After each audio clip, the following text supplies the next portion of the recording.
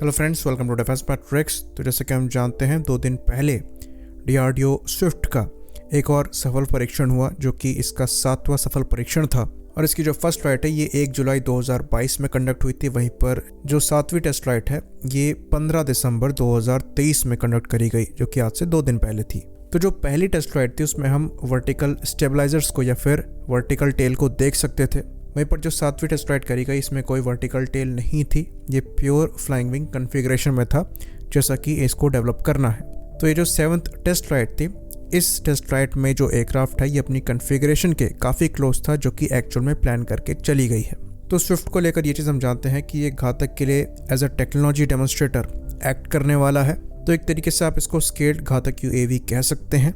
ये खुद भी खाली टेक्नोलॉजी डेमोन्स्ट्रेटर नहीं रहेगा, आगे चलकर लॉयल विंगमैन के तौर पर भी इसको इस्तेमाल किया जा सकता है। तो अब ये समझ लेते हैं कि ये बड़ी अचीवमेंट क्यों है। तो चाहे हम स्विफ्ट की बात करें या फिर घातक UCAV की बात करें, यहाँ पर जो डिज़ाइन यूज़ किया जा रहा है ये फ्लाइंग विंग डिज़ाइन है, यानी कि यहाँ पर कोई डिफाइंड फ्यूसेलाज नहीं है, वर्टिकल टेल नहीं है, इवन जो रियर टेल सेक्शन है जो कि हॉरिजॉन्टल स्टेबलाइजर्स के साथ आता है वो भी मिसिंग है।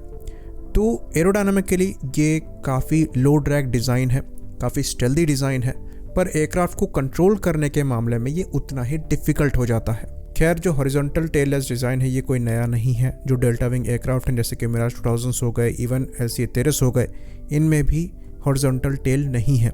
पर वर्टिकल टेल के बिना जो यॉ स्टेबिलिटी है और मोशन है उसको अचीव करना एक बड़ा चैलेंज है। तो पहले जब कंप्यूटर्स इतने एडवांस नहीं होते थे तो स्टेबल डिज़ाइन को रखना बहुत ज़्यादा इंपॉर्टेंस थी। तो ये जो अनकन्वेंशनल डिज़ाइंस है जहाँ पर आपके पास वर्टिकल टेल नहीं है, हॉरिजॉन्टल स्टेबलाइजर्स नहीं है, तो यहाँ पर क्या होता है कि ये जो एयरक्राफ्ट का एरोडायनेमिक सेंटर है ये एयरक्राफ्ट की सेंटर ऑफ ग्रेविटी के आगे चला जाता है, जो कि अनस्टेबिलिटी देता है पूरे प्लेटफॉर्म को। तो डेल्टा विंग डिज़ाइन यूज़ करने पर ये चीज़ थोड़ा पीछे आ जाती है और थोड़ा स्टेबल डिज़ाइन आपको मिल जाता है। बाकी काम जो फ्लाइट कंट्रोल कंप्यूटर्स हैं वो कर देते हैं, पर फिर भी आपको इन प्लेटफॉर्म में फाइटर एयरक्राफ्ट जितनी मनोवरेबिलिटी नहीं मिलेगी। साथ ही साथ अभी तक ये कॉन्फ़िगरेशन सबसोनिक प्लेटफॉर्म पर ही ट्राई करी गई है। बाकी यॉ मोशन को भी यहाँ पर जैसा कि हमने डिस्कस किया अचीव करना मुश्किल होता है।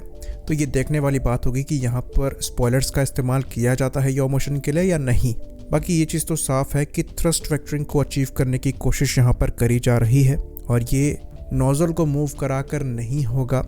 फ्लैट नोज़ल यहाँ पर इस्तेमाल करी जा रही है IR सिग्नेचर को कम रखने के लिए। यहाँ पर एक्चुअली फ्लूइडिक थ्रस्ट वेक्टरिंग इस्तेमाल करी जाएगी, जिसकी स्टडी चल रही है। तो जैसा कि हमने बताया, जो फ्लाइंग विंग डिज़ाइन होते हैं ये ज़्यादा मनोवरेबल नहीं होते हैं, लेकिन थ्रस्ट वेक्टरिंग डेफिनेटली यहाँ पर मनोवरेबिलिटी को इंक्रीज़ करेगा। बाकी RCS को फर्दर रिड्यूस करने के लिए सर्पेंटाइन स्टाइल एयर इनटेक को इस्तेमाल किया जा रहा है, जो कि सामने की तरफ से फैन ब्लेड्स को छुपाते हुए इंजन के फ्रंटल RCS को काफ़ी कम रखेगा। तो हमारे लिए ये एक रिवोल्यूशनरी डिज़ाइन होने वाला है, और कई ऐसी नई चीज़ों को हम यहाँ पर सीख रहे हैं जो कि फ्यूचर के फाइटर प्लेटफॉर्म में हम यूज़ कर सकेंगे। इसमें एक और जो इम्पोर्टेंट चीज़ अचीव करी गई थी 7th टेस्ट फ्लाइट में, वो इसकी ऑटोमेटिक लैंडिंग और टेक ऑफ की कैपेबिलिटी थी, जिसके लिए कोई भी ग्राउंड रडार का इस्तेमाल नहीं किया गया, कोई भी पायलट इनपुट नहीं दिए गए। ये कम्प्लीटली अपने आप ही किया गया सैटेलाइट नेविगेशन की वजह से, जहाँ पर हम गगन का इस्तेमाल करते हैं, और डॉक्यूमेंटेड कोऑर्डिनेट्स की मदद से। तो ये चीज़ समझनी बहुत ज़रूरी है कि ऑटोनोमस लैंडिंग जो है ये एक ऐसे प्लेटफॉर्म की हो रही है जिसको कंट्रोल कर पाना काफ़ी ज़्यादा मुश्किल है। तो ये अचीवमेंट छोटी मोटी नहीं है। बाकी एयरक्राफ्ट को कम्प्लीटली कार्बन प्रीपैक कंपोजिट से बनाया गया है, तो काफ़ी लाइट वेट बॉडी है। बाकी एयरक्राफ्ट की हेल्थ मॉनिटरिंग के लिए फाइबर इंट्रोगेटर्स को कंपोजिट में ही इन्फ्यूज़ कर दिया गया है। तो कई ऐसी इंपॉर्टेंट टेक्नोलॉजीज़ को यहाँ पर डेवलप किया जा रहा है, जो कि फ्यूचर में हमारे दूसरे प्लेटफॉर्म के लिए भी इम्पॉर्टेंट होने वाली है। तो ये खाली घातक और स्विफ्ट प्रोग्राम तक ही नहीं रहेंगी, बल्कि उससे आगे जाएंगी। ऑल्दो वेस्टर्न कंट्रीज़ जो हैं वो इस मामले में हमसे थोड़ा आगे चल रही हैं। US को अगर हटा भी दें तो रशिया द्वारा S-70 ओखोटनिक इस्तेमाल किया जा रहा है। इवन यूक्रेन में उन्होंने इसको डेमोन्स्ट्रेट करके भी देखा है इसकी कैपेबिलिटी को। वहीं पर फ्रांस द्वारा पैसॉन यूरोन जैसे प्लेटफॉर्म बनाए गए, पर हमारी अप्रोच डिफरेंट है। किसी का सपोर्ट हम यहाँ पर ले नहीं रहे। इवन घातक के प्रोग्राम में भी जो इंजन इस्तेमाल होगा तो हमारा कावेरी इंजन ही होगा, तो उसको लेकर